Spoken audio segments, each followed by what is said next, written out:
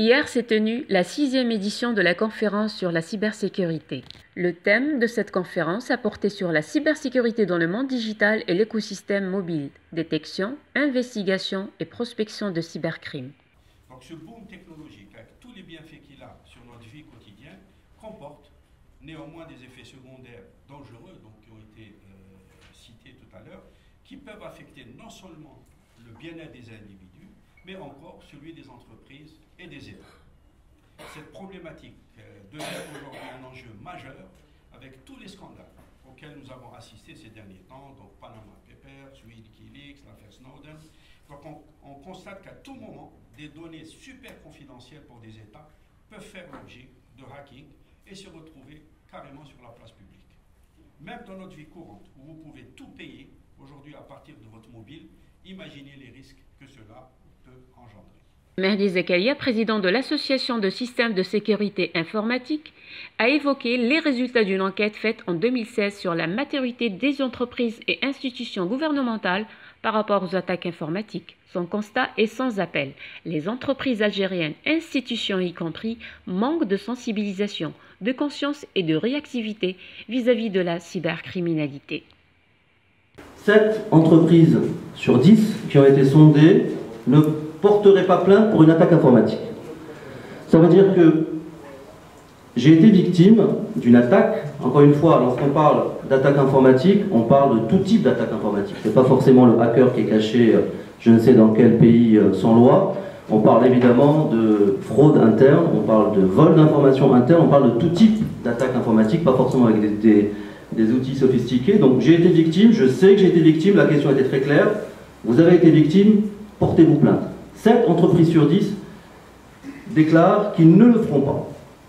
On a discuté, lorsque l'enquête est sortie fin 2016, avec quelques entreprises qui ont répondu ça, et la principale raison, c'est « je ne préfère pas faire de fausses publicités pour mon entreprise. Je ne veux pas faire de fausses publicités pour mon poste.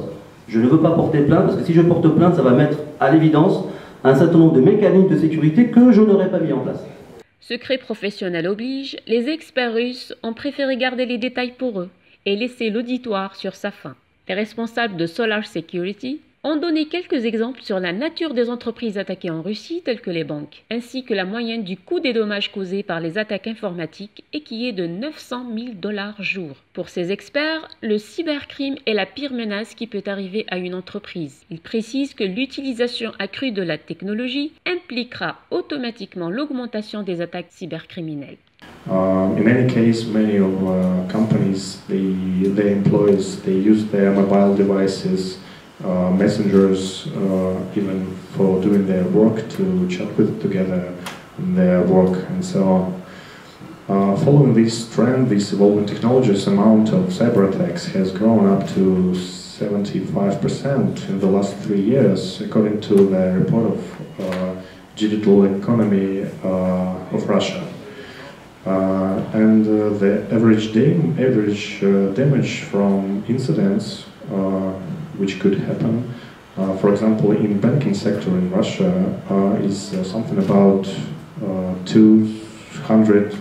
900,000 dollars, something like that. I did pen tests in my previous life. Now we don't have a pen testers team. Because I think that's not very good to penetrate and to monitor and detect at the same time. But most of our customers, almost all of them, they do pen tests. So in other companies, they are doing pen tests, and we are monitoring the network, the situation, and we are finding that. And that's for example, a check for the customer of our service.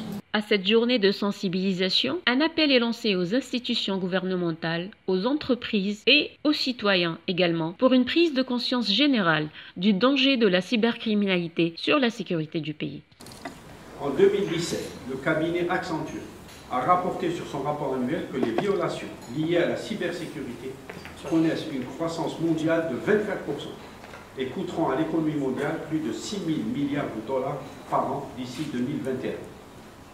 Mais ce n'est pas tout. car l'impact néfaste sur l'image des entreprises attaquées pourrait être encore plus important donc, que les pertes financières engendrées. Donc c'est un moyen efficace donc, de déstabilisation des entreprises, mais aussi des États. C'est pour cela qu'au niveau du World Trade Center, il nous semble important d'organiser ce type de rencontre afin de mieux comprendre ces phénomènes, mais aussi pour sensibiliser l'environnement sur les dangers liés au cyberattaque.